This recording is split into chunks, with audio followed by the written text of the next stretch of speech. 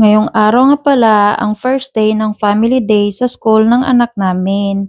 Kaso nga lang this year hindi na nga ako makasama gawa ng kailangan kong bumalik kaagad sa bahay. Hinintay ko lang na magsimula ang parade bago ako umuwi ng bahay. Umaambon nga habang nagpaparade sila pero sige lang dahil malapit lang naman ang City Mall. Sa City Mall Boracay nga pala nilagay ang first day ng family day nila. Binivideo ko nga ito dahil memories ito ng anak ko kapag siya lumaki na. Kaya ko dinodocument lahat ng ganap ng school sa anak namin para memories ito sa kanya dahil nung mga bata kami, wala kami kahit na isang memories kung ano ang mga pinagagawa namin sa school. Dito nga, ipapunta na nga sila ng Robinson sa likod at pauwi na rin ako. Good morning! Naglalakad ako ngayon sa beach. Dito ako sa Diniwid Beach. Sisilipin ko lang ang anak ko kasi second day ng Ohana Day, family day sa school. Pero hindi kasi kami nakasama. So siya lang mag-isa pumunta, so sisilipin natin.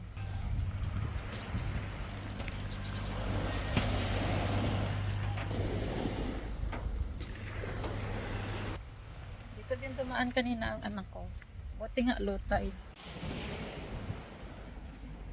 Dito tayo dadaan. Nakikita ko na sila. Ang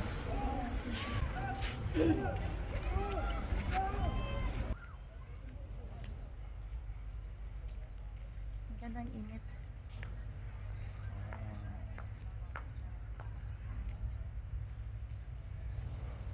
Ayan sila, oh, nakikita ko na sila.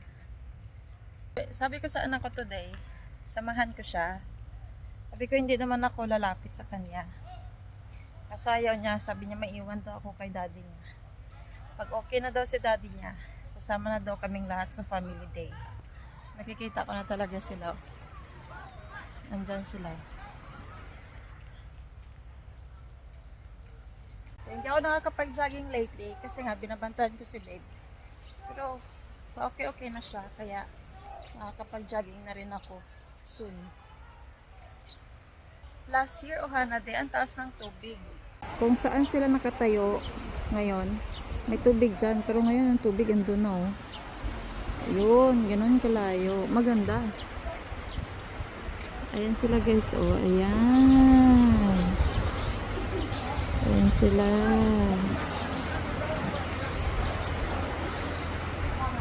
Ayan. Maglalaro pala sila ng ano ba yan? Yung nasa loob sila ng sako, yung magja-jump sila, by group na pala yan. Ayan.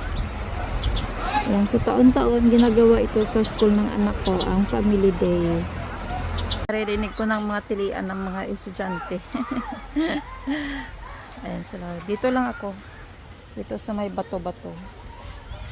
Kaya dito lang ako uupo sa may puno. Nag-i-enjoy ang anak ko dun, oh. I-zoom natin.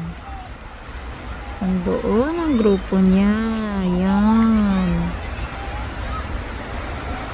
Nakikita ko siya dito, oh. Ayun siya. Ayun.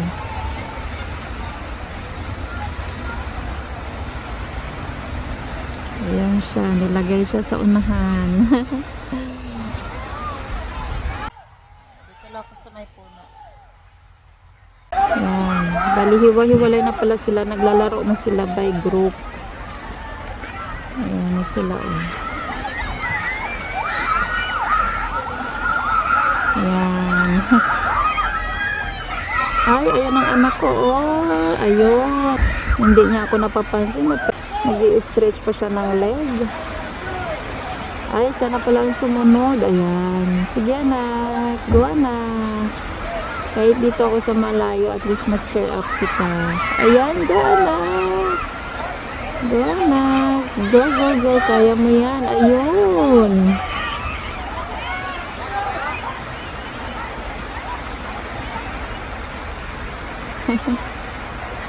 Ang cute.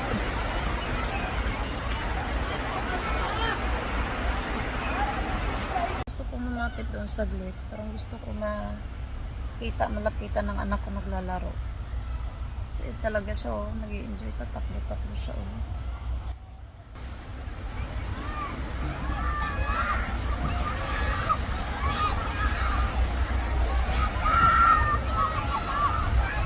Lapit nga ako doon, saglit.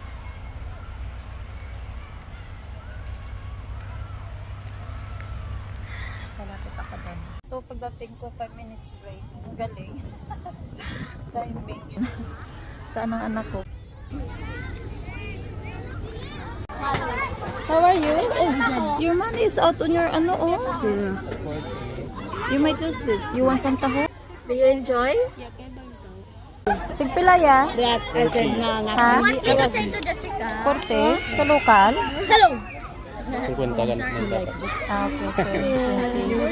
Thank you. Dalawa.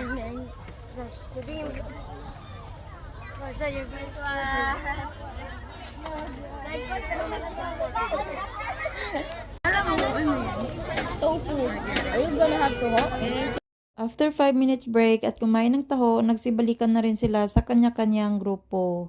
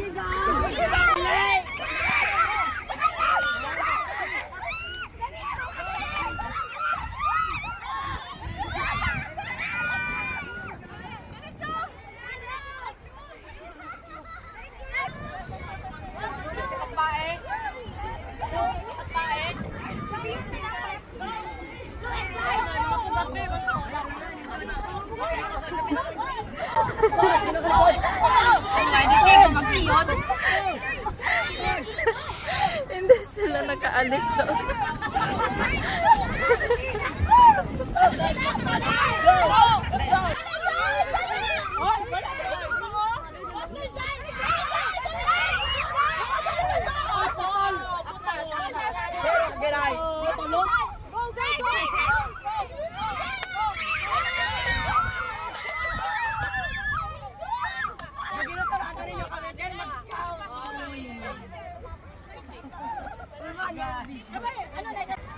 Pasig takbuhan sa dagat. O anak, wag mo na mag-swim anak. Bawal pa.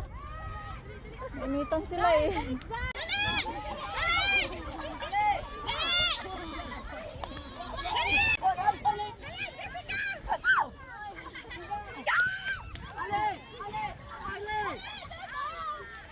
Kapag may family day sa school, ito talagang pinakagusto ko kasi pinapa-experience ng mga teachers sa mga bata ang mga ganitong klaseng laro. Lalo na sa mga kabataan ngayon ay talagang nakatutok lang sila sa mga gadgets after school. At least dito kapag may family day, nag-i-enjoy ang teachers, nag-i-enjoy ang parents, nag-i-enjoy lahat.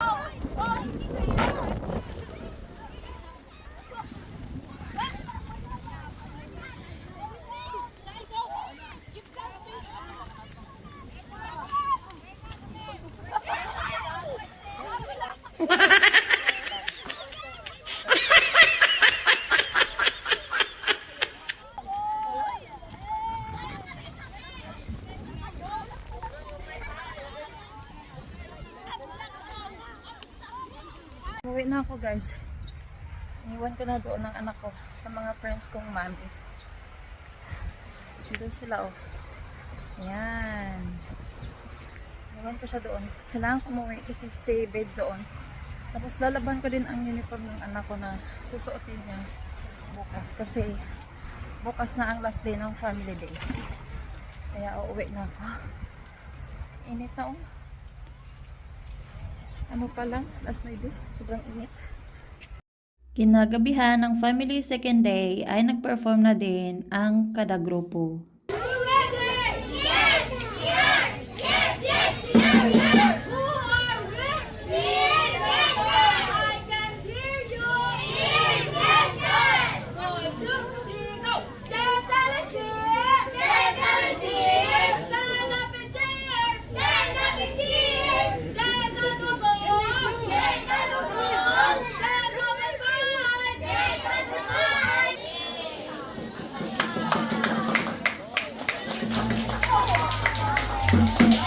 And a round of applause for Team Jantam.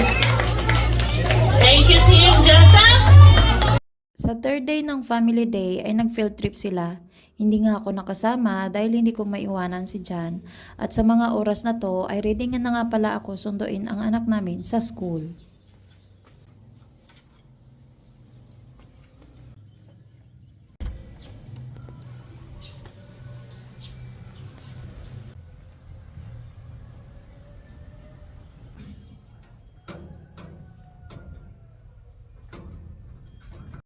Nag-message nyo nga sa akin ang teacher ng anak ko na nakabalik na sila ng school pero may gagawin pa silang awarding. Kaya naman sunduin ko na ang anak ko habang naghihintay hanggang matapos ang kanilang awarding. Sa araw na nga ito nagtatapos ang family day. Taon-taon ginagawa ito sa school ng anak namin. O diba may pagani-ganito pang anak ko sa mga classmates siya. Hindi ko naalala na ginawa ko to sa mga kaklase ko noon. Wala talaga akong naalala. Paano kasi wala nga akong remembrance ni isa kung ano ang mga achievements na nagawa ko sa school.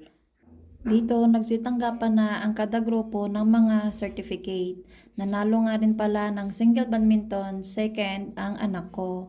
At pagkatapos, ang grupo naman nila ay nalalo ng third runner-up at ito ay tumatanggap na sila ng kanya-kanyang certificates. Pagkatapos nga namin sa school ay agad kami dumiretso dito sa City Mall Boracay para mag-order ng kakainin for lunch.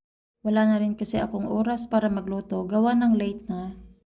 Kailangan nga pala namin maghintay ng 15 minutes at ito pagod na ang anak ko, halatang halata na pagod talaga siya, ang init kasi. After ng 15 minutes ito nakuha na namin ang aming order. Pagdating sa bahay dumiretso kaagad sa taas ang anak ko para matulog daw. Pero maya-maya lang bumaba din siya para kumain, para dire-diretso na lang daw ang pahinga niya. Kaya ayan, kumakain na sila ni Papa.